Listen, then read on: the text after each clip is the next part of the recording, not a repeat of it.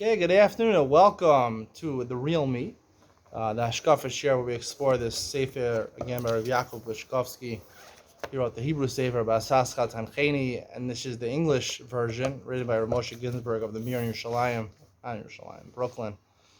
So it's really American from Brooklyn, all the way from Brooklyn. If you're from Brooklyn, you'll understand this really well because only Flatbush only understand Flatbush, right? They understand the difference between Flatbush and Midwood, of course, right? Okay, you live in Flatbush or Midwood, technically, right? In the from world, you live in Flatbush. In the real world, you live in Midwood. Okay, so chapter 5 we're up to. It's called Our Tools and Us. In this parak, he talks about the midos of a person. And he bases this on Rav Chaim Vital, who says in Shari Kedusha, I guess it's a Kabbalistic sefer, Chaim Vital. He was the main Talmud of Rav Yitzchak Luria, I believe, the Ariya Kodesh. He says that we have good and bad traits that are part of the nefesh, right? We talk about the nefesh and the neshama, or the ruach. The nefesh is the low part of the person's soul. The neshama is the high part. The neshama is what is our, he says, our ability to make free will, our yetzer tov, let's say. The nefesh is where we're animalistic soul, where we have our base desires, our base traits. He says the midos and the good and bad traits that we have are embedded in our nefesh, Rav Chaim Vital says. And the true I, this sefer says, is basically that neshama that we have, or the ruach that we have to make the right decision. But he talks about how we go about dealing with our midos, because not everyone is born the same. Like he says, there's different examples. For example, two famous cantors go to record new albums. I don't know if it'd be cantors now. There's not too many cantors anymore. There are cantors, but most people want to be hip hop or pop genre of music. Two famous cantors go to record new albums. One goes to a studio sporting the most modern equipment and advanced acoustic paneling. The other cantor uses a makeshift basement studio with an old-fashioned household tape recorder. Even if the talents of these performers are equal, the quality of their recordings will be vastly different because of the tools they are using. He says the tools that we are given are midos, right? Some people are born, their nature is to be very angry. Some people are more easygoing. Some people are more conceited. Some people are more anovim. So we're all given these different midos. It's not fair. That's basically what he's saying. Or it's not fair. Some have just better midos than other people, and it's really not fair. So what does God expect from us? So sometimes he says unnecessary self-criticism. He says people who have problems, they get angry at their kids a lot. They're gonna bash themselves, and they're gonna look down upon themselves. And I can't do it, and they're just gonna give up. And they're saying, I always get angry at my kids. There's no reason. It's stupid why I'm getting angry at my kids. They're only little kids. There's nothing I can do to fix their anger, to fix their tantrums. The little kids go into tantrums. They don't understand any better. You're gonna try to get angry at them. It's not gonna help. But he can't do it himself. So one way a person can just give up, or he can say there's nothing I can do about it. But that's not the right approach. The right approach is that yes, we have to realize we're given different midos. Some people have better midos than other people. Some people have less midos. That's not what we're judged by. We're ultimately judged by is our free will, is our ability to work on those midos. And that's what we have to do. We have to go ahead. And he says, for everybody, he quotes from Bereshis. He quotes from Hilchos Gittin. The Rambam says, I get that everyone wants to do good, but the Yitzro Shetokfo, and the Gemara says in Brachos, that everyone wants to do good. Hasor Shabisa Shiva Malchus. These things prevent us from doing what we really want to do. So basically, his approach, this author of this sefer, is that we have bad midos. Everyone has certain bad midos, and some people have more bad midos than other people. Basically, the idea is that we shouldn't give up and berate ourselves and say we're never going to and give up, and we shouldn't rationalize and say, oh, that it's actually a good thing which I have. There's a purpose to it. No, you should realize I have bad things, and I have to work on it and fix it. But I'm not going to get there right away. It'll take years. Sometimes, he quotes from Charles Slanges that it's more difficult to correct a bad trait than complete the entire shas. So it's harder. For finishing shas is a hard thing. David Def Yomi share, 7.5 years, a lot. Fix a bad midah could take, some of the Musar great figures. They say it could take 25 years to work on their midas. I think Chovos Levov says in one place, it took him 25 years to work on some midah. Doesn't mean, so the idea is you should keep on working on those midas, And Hashem doesn't judge you if you're granted worse midos. Hashem knows you weren't given the tools the other person was given. You're like that cantor who's going to the old worn out studio. You don't have a good studio. Hashem doesn't expect the end product to be the same, but He does expect you to work on your midos. So you have better midos, you have to work on your midos to perfect them even more. And if you have worse midos, you do it until the end of your days. You work to perfect your midos, and that is ultimately the avodah we're given. That is basically a synopsis of what the author says over here. I'd like to just throw in my 2 cents over here that I think in terms of working on midos, from my personal experience, I've spent years working on midos also, and I think to say that Rav Salantler says that it's harder to learn all of Shas, it's harder to work on one midah than to learn all of Shas.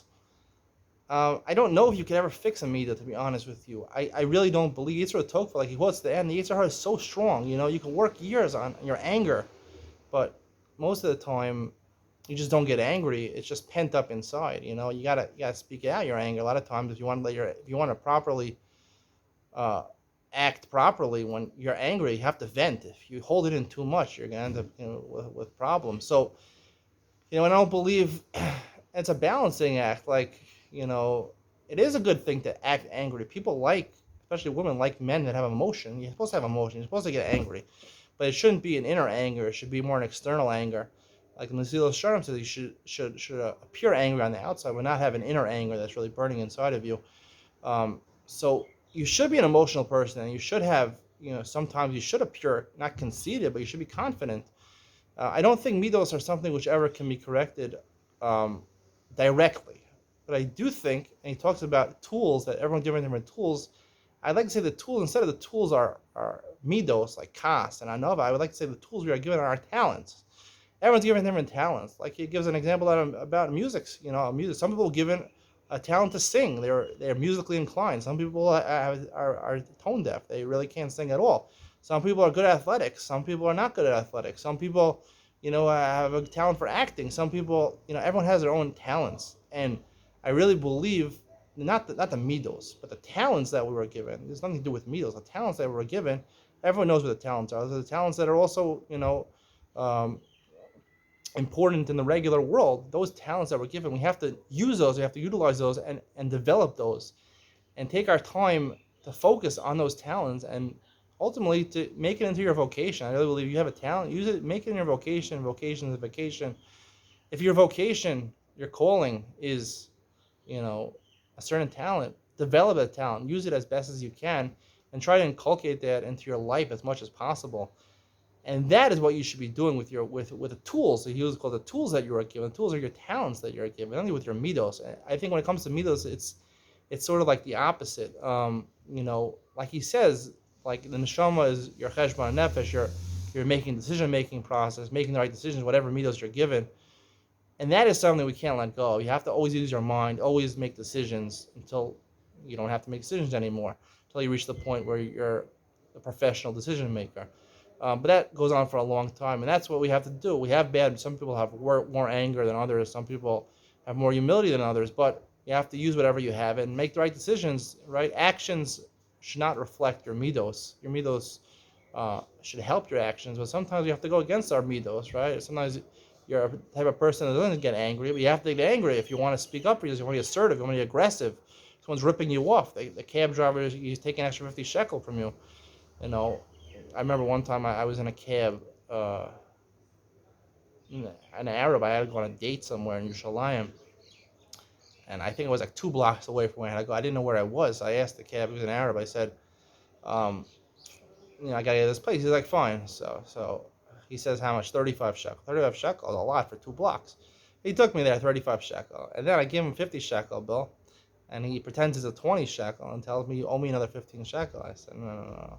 And I was a very timid person, very shy person, and I said, no, you're not. And I started yelling at him like, you can't do this to me, First, and then I realized he cheated me by taking me 35 shekel, for 2 blocks, and then he wanted to fake that the 50 shekel was 20 shekel, another 15 shekel on me. I literally took the money out of his hand, the 15 shekel that he owed me, and I left the car. Sometimes you have to go against your nature, your nature, and do what's the right thing. You have to make the right decision. Don't let yourself get taken advantage of, and don't take advantage of other people. And you have to go against your midos a lot of times, but that's what decision making is. Like he says, the midos are something ingrained in your nefesh bahamis, and you have to use decision. You have to your nefesh halokis, neshama, your ruach, to make the right decisions. I think eventually after you make the right decisions, then the problems in your midos will go away naturally. It doesn't go away by working on them. To work on a midah, I've seen these people. People go into corners and they seclude themselves from the world, and they do precious for their whole lives. They're not going to touch more than a potato on a carrot. When you do these things, you're not fixing your midos. I honestly believe this. I've had a lot of experience with this, precious and anava and kas and all these things. I worked in them. All you are doing is mitigating them. You're mitigating your exposure to them. But if you are exposed in full to taivas or things like that, you take a piece of cake, your taivas are rearoused. They didn't go anywhere. You just didn't expose yourself to them. You didn't conquer anything. You just avoided it. You avoided the game, but you haven't conquered anything. To change a midah, you can only change your midah when you become a supernatural person. When you come above your decision making, when you become a professional decision maker, then your problems will go away. All your bad meals will go away, and you'll be emotional in the right place. But it'll only be an outer emotion. It won't be something that affects you. You have inner serenity, inner equanimity, and you won't have any problems anymore. But that's something to be taken. It's not done by working on a midah and avoiding confrontation with that midah. That's not a good idea. That's not the right mahalach. I don't believe in that at all. I disagree with this whole idea of working on midos. It doesn't help you. Whatever midos you have, just focus on making the right decision based on the Torah. What you should be doing at that moment. That's what you should be doing, making the right decisions. That we should be focusing your whole time on. Don't focus on working on your midos. It's not going to help. It's not going to accomplish anything. Just make right decisions. Eventually, you'll change. You'll be a different person. The real you, the real me, the real I. And then your bad midos will go away. Your evil inclination will go away. And you'll be able not to avoid the world, but what is someone with good midos? Doesn't mean someone avoids women. He avoids food. It means when you're eating food, you know when to stop. You know what foods you like, what you don't like.